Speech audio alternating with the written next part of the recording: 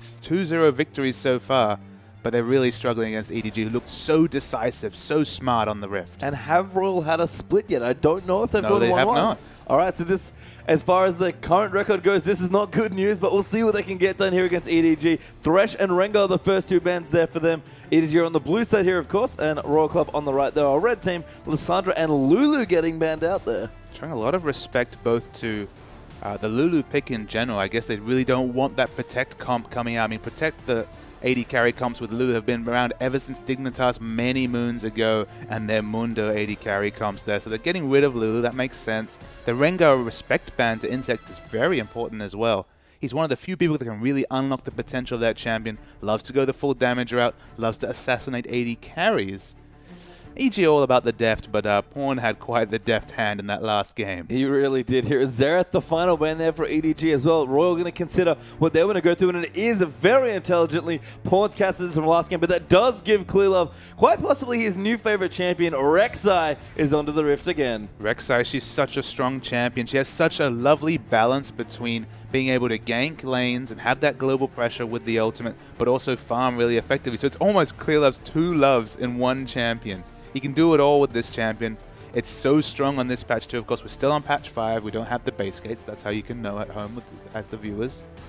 She's really strong, so that's a really momentous way to open up a draft for EDG. Yeah, no ways. You know, the other thing that Rek'Sai, you know, apart from all the things that make Clearlove happy, you can't have a nice tunnel network down to Def to get there quickly. Absolutely. So, lots of good things to love there for Clearlove as Rek'Sai, and of course for EDG's general jungle pressure as well. Clearlove's played very well recently, but Janna and Lee Sin are giving me the first two picks. Trademark champions for Zero and Insect. Absolutely powerful picks on Star and Royal Club side. And we've been talking about just how much power Red side has been having in these drafts, because there's always 3 to 4 to 5 really highly contested champions coming through the bans. I think Rek'Sai is the only one you can really excuse when it comes to blue side advantage. Only really comes out when Rek'Sai is available, because that champion is so strong in this patch. And Gnar getting through as well. This Wombo is already looking disgusting. I can't imagine that Gnar isn't the pick here for EDG, and it is locked in. Azir and Gnar. Those picks are stupid on this patch. I was grimacing. I was grimacing, Pastry Time. That's 3 picks right there. And I mean, of all of the Gnars in LPL to give it to, you give Koro Gnar? Really? Did you see week 1? That guy's amazing on that champion. And I hear Pawn's all right. I mean, I haven't seen his games lately. Did he do all right in the last series? He did you catch that? reasonably well playing Casted. Apparently he was banned by Royal. That's how good it was. So, I mean, yes. Look, the Royal picks are strong. Like, don't get me wrong. I mean, the Lee Sin, it feels like there's probably stronger things right there. And Clearlove's Lee Sin, it's okay, but it's not really something to be feared. And they're getting powerful picks as well. I mean, the Ezreal makes me smile, of course, remembering World Elite's big victory yesterday. The blue Ezreal could actually be quite useful here, because there's so much gap close that's going to come out of the Gnar and, of course, from the Rek'Sai. So it could be powerful if it is the blue Ezreal, but it's just not quite the same flavor, not quite the same level of picks, at least in terms of the meta coming out from Star and Royal Club. Yeah, and the Rumble great there for Kohler as well on the top lane. So another strong pick. We've seen a ton of Rumble in the LPL recently as well. But Royal, this just looks like maybe a bit of a misdraft. We'll have to see how they close out their team comp period. EDG are considering some things here. Mako might go back to the mouse special, does lock in the support Annie, and Deft of all champions has Sivir as his champion. It's definitely not the hard carry Deft that's necessary right here. The Sivir Annie combo has been the one that most teams have been trying to get, just because having Annie have access to all that extra move speed, it's not just the Flash Tibber stun that you're going to see here. She's actually able to get a second rotation of spells out and do another AoE stun. And I saw you grimacing because they're actually thinking about doing a little bit of interesting thing in the mid lane. Might have tricked me, but we'll have to see. As Royal are going to consider their last pick with 10 seconds to go. Be interesting to see if they do want to run a double AD here. It could even be APS Royal, but that's a little less likely. And they have not. Yeah, they have locked in the Corki. So Ezreal is going somewhere other than mid, unless Korn's going really deep. We're going to have Corki mid. I'm expecting the Ezreal mid here. That's my guess, just because Ezreal, of all the AD characters, is the strongest solo laning phase, because he gets access to level 6 that much faster and is able to get that AoE wave clear to complement his very long range. He's super safe. I mean, if you think about how much ground Arcane Shift covers in the short mid lane, he's by far the safest champion in the mid lane right there. And he has an excellent matchup against Azir, just because Azir is all about harassing those medium to short range champions.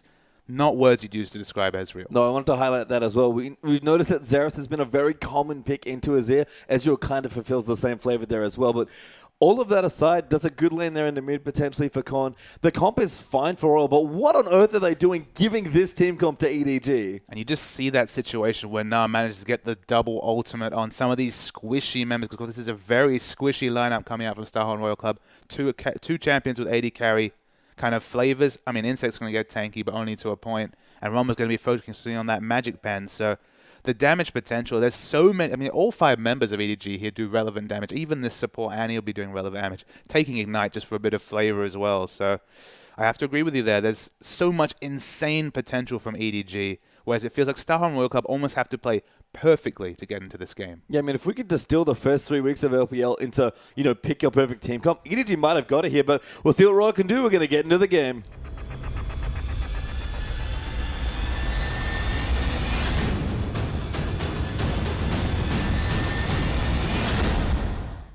And welcome to our last game of the evening here. Week 3 of the LPL is almost at a close, and EDG are going to see if they can pick up the full 3 points here against Royal. They're up a game so far. We've swapped sides as well. EDG on the left, they'll be our blue team. Royal over on the right, they're our red side. And Royal have picked themselves in a pretty precarious position with this comp, so we'll see what they can get done early. To some degree, it does feel, Pastry Time, like they've picked themselves into a corner with this comp. They have strong champions above the board. It's very weird to be saying that you've been outpicked when you got Zero playing Janna as trademark champion there.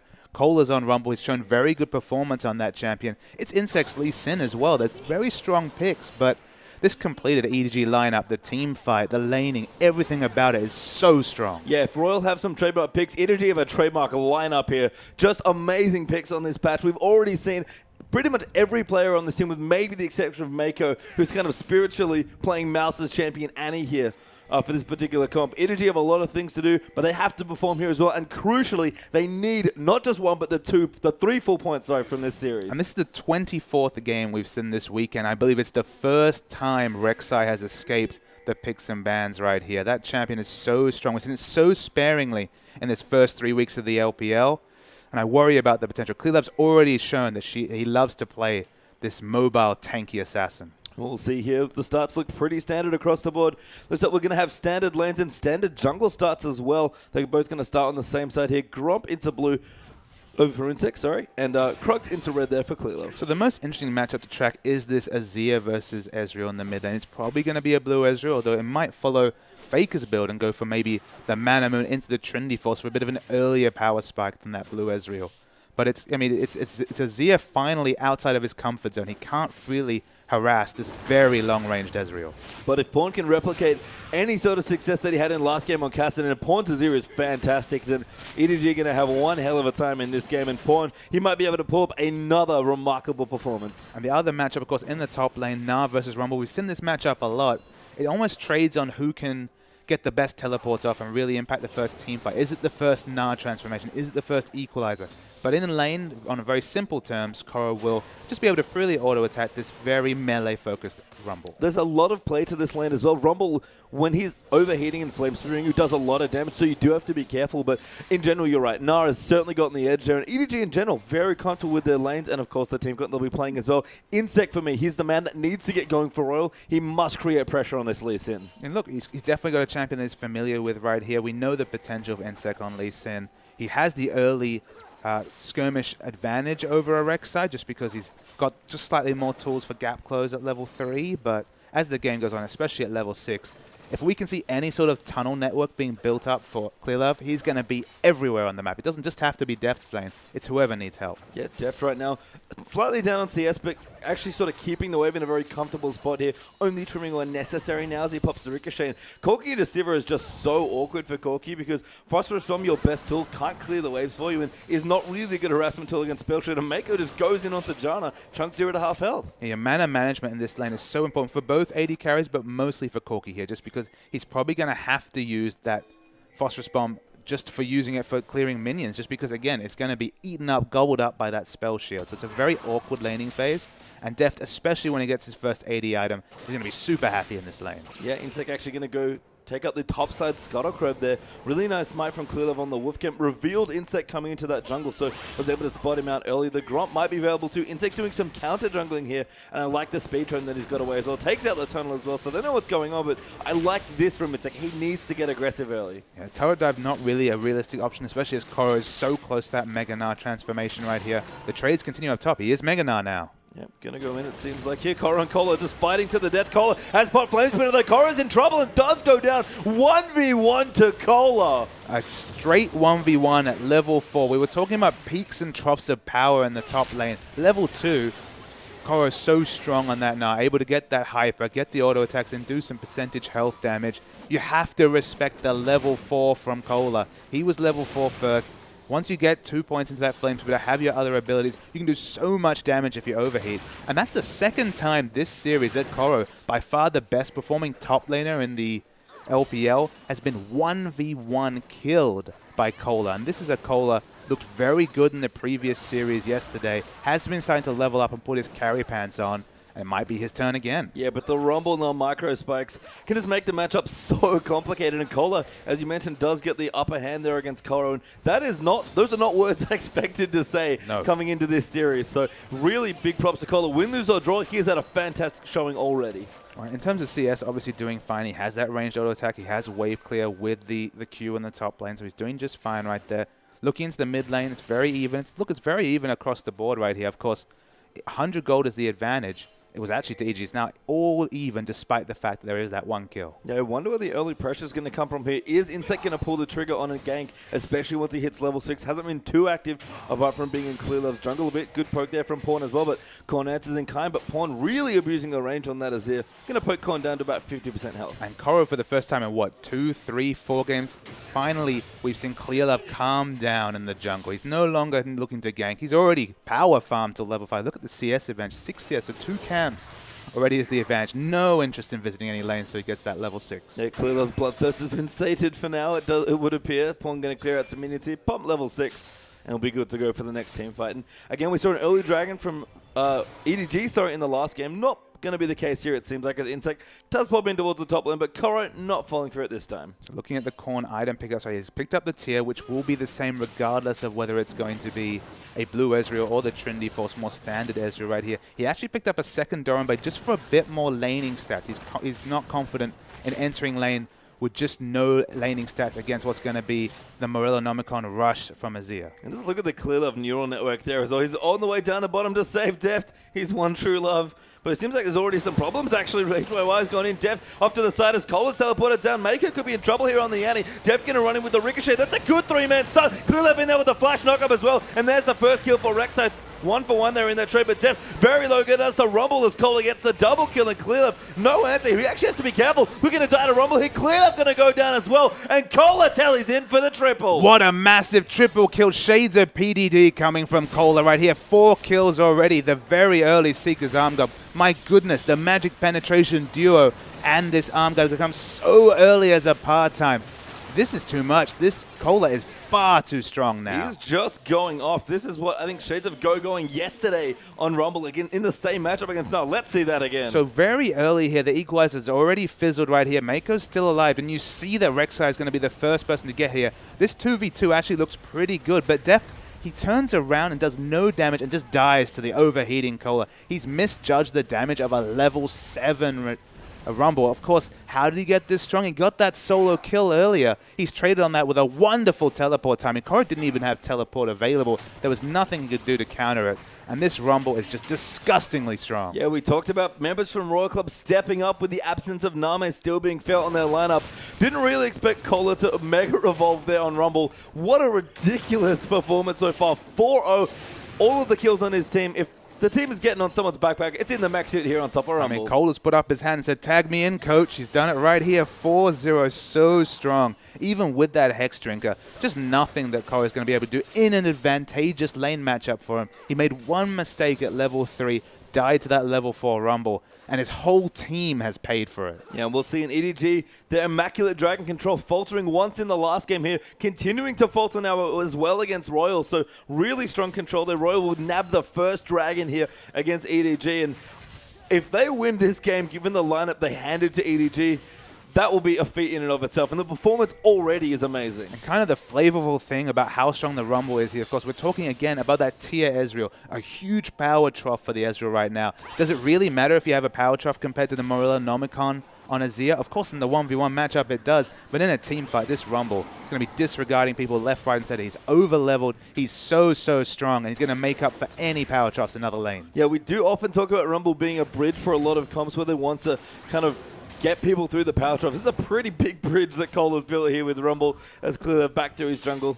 Continue farming here, almost done with his warrior enchant, so ready to go on top lane. Problems for Korra yet again, getting dove now, and Insect's going to go back in. There's the kill. He might go down. It does indeed the trade there for Korra. Korra will take it, but again, Cola still going off. Not an ideal trade from Starhorn Royal Club, though. They commit a lot of resources there. And in the mid lane, Korn's eating a lot of damage. Yep, Clear was in the top. Pawn did hit damage, but Korn is almost dead there as Pawn got aggressive there with his hit. Didn't even need his ultimate. That's just the poke coming through. And then Morella Nomicon really boosting Pawn's early game power. I mean, the amount of power difference between a Morella Nomicon Azir and some, at the time, just a tier double Doran's Ezreal. I mean, until Ezreal gets the sheen and whatever that transforms in on top of everything, very weak, as we see. The Shriek comes out around the map, and of course that just means that the It means Clearleve's in the bottom lane. That's what that means. Sure. Whenever you hear Rek'Sai ultimate, assume Clearleve is Someone should keep the stats on that one, because he's not going to the top side of the map, especially with this Rumble. And Def down the bottom, continuing to farm. About 10 tiers ahead of Corki, so not too bad, despite getting slaughtered in the bottom lane by Kohler and Clearlove. The resort has been reopened for business here. He is camping for Deft a little more now. It says a lot for the strong lanes and the fundamentals of EDG, though, that despite all this kill disparity, it's only they're 500 gold ahead. Of course, part of that is going to be the global gold from the turret, but they are CSing very well in these lanes, even with obvious deficits like kills. Yeah, it was good for Pawn to get that turret. Ezreal fells the Sun turret, though, so a bit of extra gold there for Royal. Dragon up, of course, for Royal as well, so can't forget that advantage, but a very close game here. And EDG haven't quite shown off their team comp yet, but Royal have shown a lot of signs of life, and credit to Insect as well. He's gotten much more involved in this game. And just like we're crediting Insect, we need to credit Pawn in the mid lane, has taken down Ezreal's turret at 11 minutes. This isn't an AP Ezreal. This is an AD Ezreal. He does have the ability to auto and, of course, build up that passive and try to control away. Take down AD Ezreal's turret. I don't think we've seen a quicker solo middle turret kill at 10 minutes right there. It opens up so much space for Clearlove to get into the enemy jungle, put down some aggressive wards. It gives them advanced warning on any of Ezreal's movements right here. And Pawn, he hasn't got any kills yet, but you know he's not done after that first series. He wants to carry once again. Yeah, Pawn is looking good early on here in this game. Scuttlecroak cleared up there for Clearlove as well. Infinity Edge almost done as well for Sivir, as Def has all but the recipe itself. Dragon next up in about a minute 40, so EDG have a next timer to try and work their fight around. And Koro is not going to have his teleport, I don't think, so they're going to have to be quite careful. And look, even if it is a 5v5 fight, it's going to be, does Kohler hit even a serviceable equalizer, or does he not? That's basically the big deal here, just because so much of this team's gold, so much of this team's power is on that Rumble. Yeah, he's got about 800 gold up on his lane opponent there, Korra, which again is not what we expected in that matchup. Building seems like a Haunting Eyes after the Seekers plus Sorcerer's Shoe, so we'll have the really nice 2-item power spike that we do see all the time from Rumble, and should be level 11 there as well, or might be as well, level 10 currently, just dinged that. So if he's level 11 especially, that's a lot of help to that next dragon fight. He's probably about 5 minutes ahead on his build right here, just because that's a fully stacked Seeker's Armor. But in the bottom lane, Insect's going in. Insect does go in. Good juke there from Mako, though. And forced to flush away as any, but Insect came in there with the smite. So that might not be up for this next dragon. It'll be close, if anything else. And Mako's going to ward up. Looks like EDG might be prepping for this next dragon fight. It is excellent gank timing, just because a minute before Dragon blowing Annie's flash just ensures that Tibbers is not going to be straight on the top of your backline right there. So important summoner. You mentioned the summoner trade. Of course, Smite will be available again by the time Dragon comes up. But yes, you note the teleport disadvantage right here. Kohler really wants to back. He hasn't been able to spend his 1,400 gold, which would have been Haunting Guys and potentially a Blasting Wand on top of that. He's going to just abandon his turret right here because he realizes that Dragon is a more important objective than this top turret. And I think EDG are going to have to accept this trade, take the top turret, and just get the hell out of the way of this Dragon. Yeah, we'll see. Depth is very close to his IE as well, so won't have that if they want to fight. But we'll just be finding Koro and Meganar now as well. The Naba not going to be available here. We'll take the tower, as you mentioned, for the trade. And we'll see what Royal want to do. The Dragon is up now, so if they want to fight for it, they can just go in. But it's going to be basically, they're going to be in the gold advantage, of course, because no longer the global gold coming out from Dragon. Rumble will go top. I imagine this will go uncontested from EDG, but look, the teleport's not that far from Koro, so if we see the full rage bar, there is still the potential in about 20 seconds time. Yeah, decent vision coming through as well, and Royal are looking for a pick, it seems like, first before they really go in for it. Clearly down towards the bottom, and he knows that things are about to happen, and action seems like it might be unfolding in towards the bottom. There's Zero and Insec sitting in there, HOI trying to act delicious there in towards the bottom lane. But Deft, not buying any of it, seems to have pretty strong vision around the Dragon area. Koro's freshly shopped, so that's important if we do see this Dragon fight. He doesn't have any rage whatsoever, so if they initiate the Dragon right now, Koro's going to be a fairly trivial force, especially compared to his lane partner Rumble. Yeah, it looks like Blue Ezreal is the call there for Korn as well. Has his Manamune done and the Glacial Shard now as well. So still a bit of a power trough there for Ezreal, but pumped up a little bit by the item pickup. And this delay of the Dragon, if Deft can go back to shop, and get that IE before the Dragon fight starts, that's a big boon to EDG's mid-game team fight. Yeah, again, it'll be basically, does he hit the equalizer? If not, EDG probably just edged them in a fight. Yeah, Calder crucially level 11 now as well, so ready with the level 2 equalizer, and Haunting Guys is done. Even got a Negatron Cloak, possibly an Abyssal coming through early on, but is going to be very strong against the anti-initiation potentially, and of course the pawn damage coming through as well. I mean, the Abyssal ensures that both the foe AD carries do a lot of damage. Insect's in trouble. Getting destroyed. That's an amazing ult there by Pawn. The equalizer does come down, but Pawn's already got a kill. Deft is charging in with the ulti. Pawn gets crushed down by Korn's ulti, and Korn now trying to join the fight. Calder get chunked out as well, but Ezreal with double buffs, that's a good shield there from Deft. He might be able to get away. Clearlove not quite. No, he is actually right there. It's Koro they're looking for, and he's teleporting in behind. It seems like EDG going to try and close the trap here. Clearlove wanted to go in. He flashes forward, pops the Praise Seeker. Koro almost at the Nara with full power, but Korn gets a free kill onto Clearlove. Koro, though, still chasing in now. Goes in double Nara ulti into the wall. Boomerang Blade in as well. Pawn comes in for another kill, and there's the 3, and that might be the Dragon as well. Clearlove valiantly sacrificed himself so there was enough time for Koro to get his rage bar up. He was only a few autos away. He gets it here, but crucially, they do not have Smite available. So Lee Sin will try to poke his head in, but so much damage. Looks like they're going to DPS it too fast. Very well fought there by EDG. That's the team fighting we expect from this caliber of team, and they'll take out the Dragon with a very nice fight around the jungle. Yeah, Koro, credit to him. He timed his teleport very well there. We're going to see the replay here. We're all waiting for the teleport. You see up the top lane here, still Koro doesn't have the rage. So we see this fight starts with the pick on Insect. He dies instantly. The equalizer is a good zoning one, but Mako doesn't actually take that much damage right here. And then it's all, as we wait here, Korn actually goes in aggressively. He's used his Arcane Shift here. The rage is available, the teleport comes in, and that's the really big goat sign for EDG. They understand just how strong this Nara is. Clearlove basically suicides here. He's like, all right, I'm going to die, but I'm going to get them in a bad position. You can see Korn's eye is flashing before his eyes. He sees the transformation come in. Double Nara is huge right here. The DPS comes through. They take a Dragon off it. One little engage from EDG. And such good patience for them as well to wait for Koro to build rage. He was busy attacking minions to get the rage going, and they just kited back around patient. Didn't even need the Sivir ultimate. And Koro back on the Nara, it seems like, after a bit of an awkward start in the lane. Really strong team fight. Clearlove matching Loveling, who made very similar plays, sacrificing himself for the good of his team. When junglers can really open up space, make good decisions, and understand, all right, I'm in the middle of the jungle. This Nara ultimate, when it comes, it's going to be devastating one way or the other. He sacrificed himself, and his team got the benefit for it. Yeah, Azir's power is on the rise now as well. Needlessly large rod is done, plus the stinger there. Bottom turret does go down there. HOI fells that for Royal Club, so they will even up the turrets at 2-2. But Pong with double buffs now. 172 CS to 156, still ahead there in that lane, and looking to make a big impact on this map. I mean, when you compare the impact of Pawn at 3-0 with those items against this current Ezreal right here, Ezreal literally does less than perhaps a siege minion or two. He's really struggling right now. He has some good long-range poke, but he doesn't have the Iceborne Gauntlet. And the build only really gets going when you have the super obnoxious Iceborne Gauntlet procs coming out. You're supposed to be ahead in items on your lane opponent just because your gold is spent so cheaply, but Cole is in trouble in the top lane. Yeah, it seems like Pawn has actually found a few friends here. Insect kind of going with the damage. Good ult there from Kohler actually coming in, but Koro in the Mega has already popped his ulti, so Insect is a little low in health. He has to be careful. Pawn going to go and look for the damage. Sand Soldiers move forward. Koro pops the rock into the back to try and slow someone. But a little bit of a reset coming out here on the fight. Now Royal going to try and defend their tier 2 turret. But the mobility of both Gnar and Rek'Sai was able to get them out of the equalizer almost instantly. We actually look here. Basically everyone other than Annie Sivir has the ability to instantly disengage from the Rumble ultimate, and there isn't any AoE synergy here in terms of control. They kind of need the Iceborne Gauntlet constantly reapplying to give them just an extra slow to ensure they stay on the top of this equalizer, because although he's fed, if he's in front line and overheating, he's going to do massive damage as Kohler. He doesn't have a zone yet, so he's going to die instantly as well.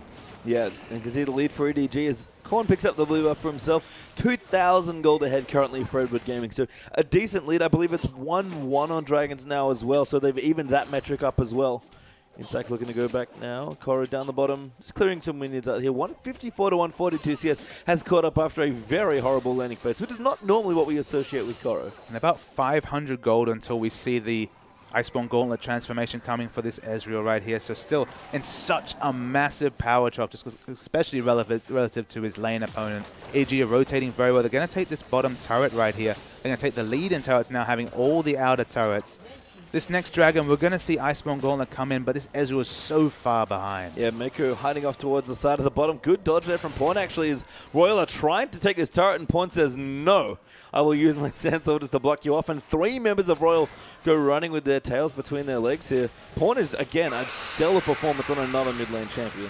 And he's up there with Cool this season for easily the best mid laners in the LPL. So much consistency Pawn brings right here on such a range of champions. To have someone who provides consistent results on Assassins, on Wave Clear, on any flavor of champion, it's a massive, massive pickup for EDG. Yeah, we'll see here as well as Deft well on the way with his item build also. Has been done for quite a number of minutes. We've almost got the static shift complete as well. Trinity Force Sork Shoes done for HYY as well. Korra getting tanky with his Banshee's Veil now complete to go along with the Hex Drinker plus his Ninja Tabi. And Clearlove now going full tank here on this Rek'Sai. Just has the Warrior Enchant with his jungle weapon and is now just going to move into a bit more of a tanky build. Iceborne Gauntlet's come through, so there's plenty of control now available from this blue Ezreal. It has double buffs, so it is in a position to be really impactful in a fight. But the one thing I want you guys to watch, Mako has the flash up this time with the Tibbers. So if he can get the choice Tibbers on at least 2 of the priority members, I'm not sure if even the Royals Cola can do anything in terms of a team fight. Yep, distorted mobility boots there as well for Mako's Annie Makako Tabe special from the way back in the day. He's going to look to initiate on some people if he can. And we've seen Mouse from EDG play this champion. Mako had a great Janna game in game 1. Looking good here on the Annie as well. So the additional, I don't want to say substitute, the additional support player here for EDG having another great showing. It does feel like that he has more of the disengaged flavor in terms of his picks, just because we've seen 3 disengaged pickups from him so far. But doing equally fine on this engaged support. I'm waiting for the first really big flash Tibbers to really say if he's Mouse tier, because Mouse was wonderful on Annie. It was his most picked champion from when he's seen him. And again, substitution has that negative side to it. It's more of just using your squad and the squad rotation idea. It's what we see in other sports, and that's what we're starting to see in League of Legends as well. Yeah, seen it in some other teams, certainly in the LPL and around the world, as Pawn continuing to have another great game. We've said it a couple times. He's 3-0, just finished his death cap now as well, so he's going to be pretty good around this next Dragon fight. Insect crushing Rek'Sai tunnels. Trying to collect a little bit of gold for himself, but Dragon back in 15 seconds. Royal have to make a decision. Are they going to contest? If it's only the second Dragon, but if they're going to fight, they have to kind of decide to do it now. It's impressive that both teams basically have a space control, locus of control feel about them, because if these Sand Soldiers come down, there's no way you're walking through that choke with the Stinger and all that flat AP coming out from Pawn. And then the Equalizer, we just haven't seen an Equalizer that justifies all the gold that's been put onto Cola right here. But he's just not set up to do it. It's not Nar Jarvan. It's not Rumble Jarvan, the excellent AoE lockdown that provides the Equalizer so many ticks of damage. He's been lucky to get 1 or 2 ticks of damage on multiple members of the team. Deft actually down towards the bottom as well, going to push there. So Pawn going to move in with Clearlove and try and defend the 4-man push that Royals going to make it 5 actually as H1 rotates in. They're not going to get it. They're going to maybe keep pushing here as well. But Nara and Siva are up towards the top. Pawn going to use the soldiers to clean out the minion waves, but can't get in range to issue more auto attack commands. Has to be very careful here. The tier 2 goes down in the top. The tier 2 goes down in mid though, and Royal getting very aggressive. Deft actually still pushing. He's actually prompted the teleport out of Cola. We'll have to make evasive maneuvers right here. You have to imagine Starhorn Royal going to try and cut him off. Yeah, we'll have to see what happens here. Corey going to bounce in onto Insect. The Rage almost at maximum though. Deft going to move in as well. Deft's actually now getting caught by Corbin. He's turning it around. This gets so much damage. That was an amazing boomerang blade. And 1v1's that Ezreal. Now the Monsoon's going to kick Corey back, but Mega Nara is here. That's a great 3-man Nara into the wall as well. Now Mako going to follow up. Doesn't have a stun, but EDG again a great 2 for 0. Corey's starting to turn it on right here. Some of his laning has been a little bit lazy. He's died twice in lane across 2 games to solo kills.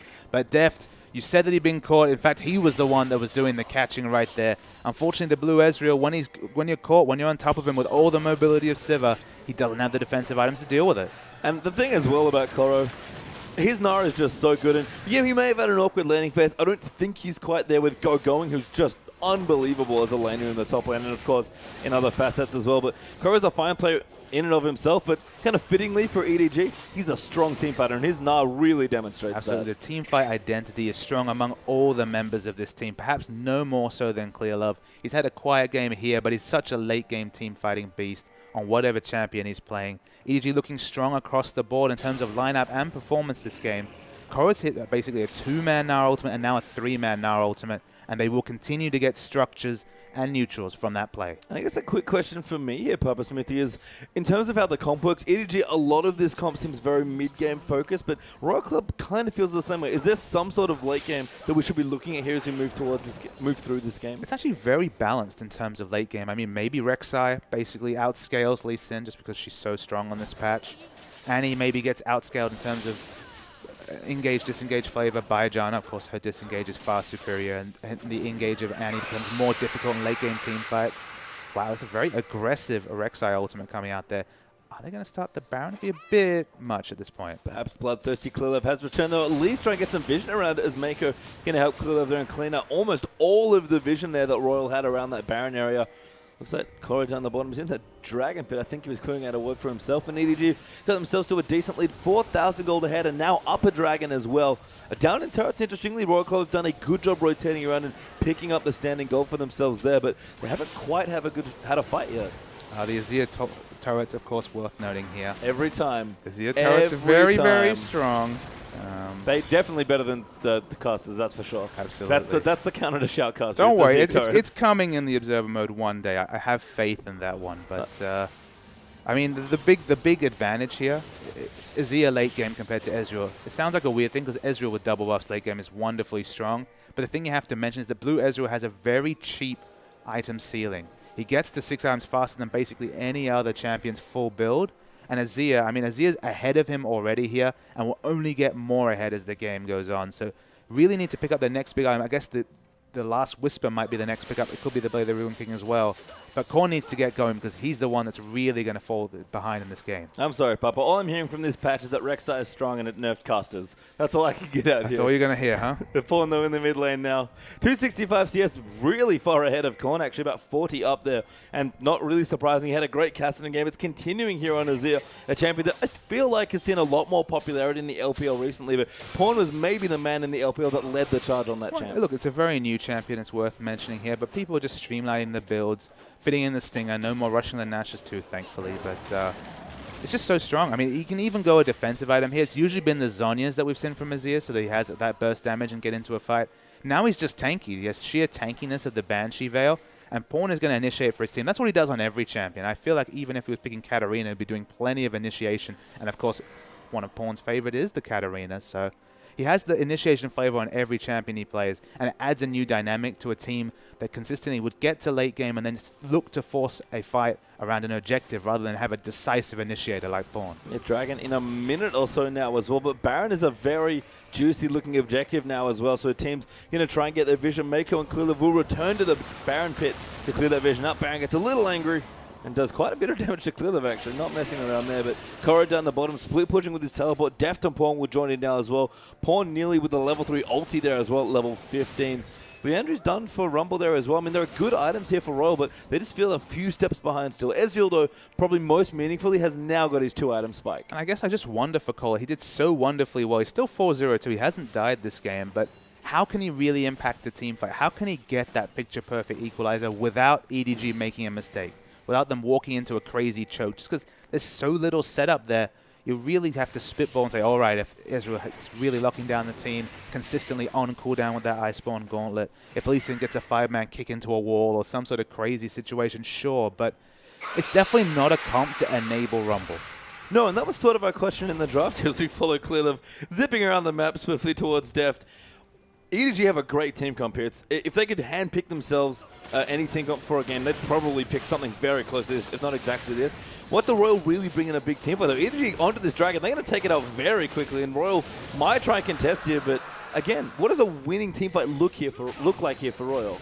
Well, we're going to find out, maybe. Well, Mako going in there on the tip. It's good kick. They're actually coming in. And the equalizer goes down, so they're going to get the first kill for Corner. But clearly is diving straight in there. Zero with a great ultimate, though. But Korra's in the backline, just romping Edgewell into a wall. Deft is now moving in for the damage. Pawn gets closer now as well. And that's a 2-for-1 trade. They're going to look to dive now as well. Deft going to get the double kill there as Korra locks him down under the turret, taking the tier 2 with him as well. 3-for-1 there for Royal. Insec actually might be taking it here as a clear. Wants to go in. He's zipping him away. Good smite there coming through. Insec does get away. Looks like they're just going to run in for the turret. I mean, to answer your question, it's not a team fighting comp here from Star World Cup. It's all about the poke. You can see how obnoxious this comp might be when ahead, but that was never found, especially in the mid lane here. Pawn put on another clinic, and this Ezreal never managed to scale up. They never managed to have that mid-game rotation from the Corki. Notice we never even talked about Corki's power spikes, and just the fact that this 0-1-5 Corki, there never was the grouping and taking of turrets. They have a decent amount of turrets, but it's just mostly those Azir turrets for Starhorn. And if they ever got ahead in the mid-game, specifically the Ezreal, if it was the 18-minute, 17-minute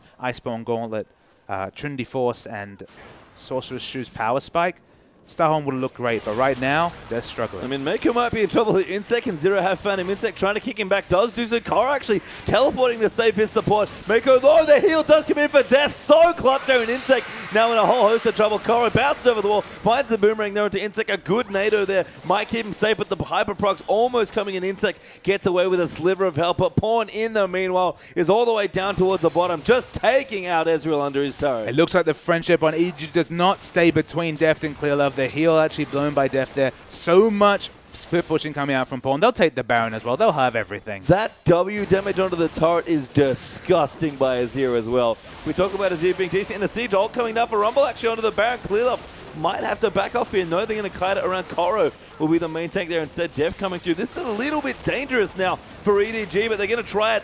Wards in the back getting thrown up but cleared up by Mako. Pawn actually solo kills Ezreal out of the tower, so never mind there. But the Baron coming in. Pawn gets a tower. Going in for the Baron. Cleared up, smited under pressure. And EDG just winning all across the map. Yeah, winning across the map. Pawn with the turret dive onto Ezreal right there. Nothing he could do in comparison to the item spikes going on. The amount of gold, 3,000 gold between the mid laners right here. Despite the fact that we never really called Pawn's name during the game. He just kind of did his things quietly, got a huge advantage, and just monstrous in this mid lane.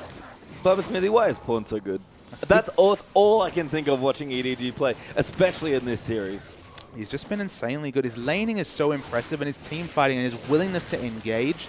He's just a complete player because he's both a strong laner, he's a team fight initiator, and he's a smart player, and that's the trio you're looking for. Absolutely, especially on a team like EDG. The Void stuff done for Pawn now, so if he couldn't get any stronger in this game, he's found a way to. Deft as well is powered up. He's gone completely damage build here. Doesn't have his last Whisper done, but is halfway there. The Infinity Edge Bloodthirster and the Static Shiv already done. Rek'Sai's even coming through. Clearlove busting into the tunnel. EDG are looking to close out this game. And there's no rush on the last Whisper because you look down this lineup from Star and Royal Club. They don't have a true tank, and they have, what, a Zhonya's for armor?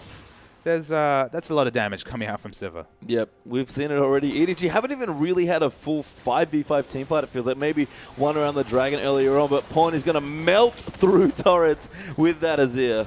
He's sitting on just a lazy 538 AP, has the attack speed from the Stinger, has some unspent gold. Feeling great is EDG. Pawn especially has been wonderful this series. Yep, decent wave clear there for Royal. This could take a bit while, but the Baron creep's going to make this pretty trivial, it seems like, for EDG. They've got great siege as well. Sivir not the longest range AD carry to get in and hit the turrets, but they've got more than enough tools to take this out. Starhorn Royal Club, again, when they're ahead, they're like the poke comps of old. The Nidalee comps we all see grouping and taking turrets, sieging really well. But when behind, whenever a poke comp goes behind, this is the result. Pawn going in, just obliterates Korn almost. Yakin shifts over the wall, but he's still there. That was a play from Pawn there. Second kill going in there as well. And EDG might not even need the last inhibitor. This game looks over. Korn getting drove in there as well. Clearlove hanging out in the back. I think Deft, no, he's never mind. He's clearing the structure out. Good double knockout. They're coming through. Korra eats a bit of fountain laser because why not here? There's the next kill coming through for the 3-0. And EDG are going to take another series 2-0. A decisive victory from EDG right there.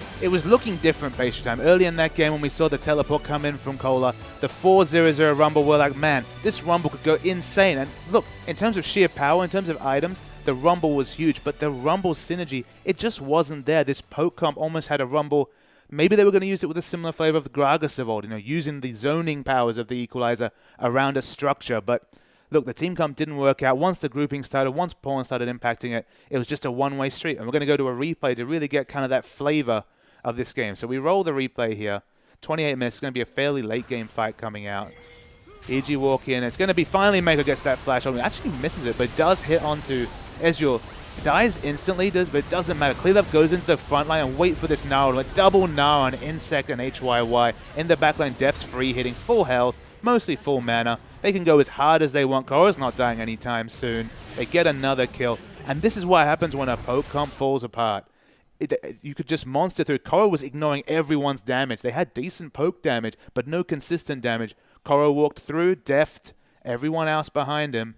People died. Yeah, and with that, we end another wonderful weekend of the LPL. But just to remind you, we have the Oceanic Pro League starting this week as well. The OPL begins on Thursday at 6 p.m. Australian Eastern Daylight Time, so you can watch that as well. The LPL, of course, will be back on Friday as well from 4 p.m. So on behalf of myself, Papa Smithy, Atlas, Spawn, the entire Live Productions crew, and you lovely viewers watching at home, we will see you next week. There is so much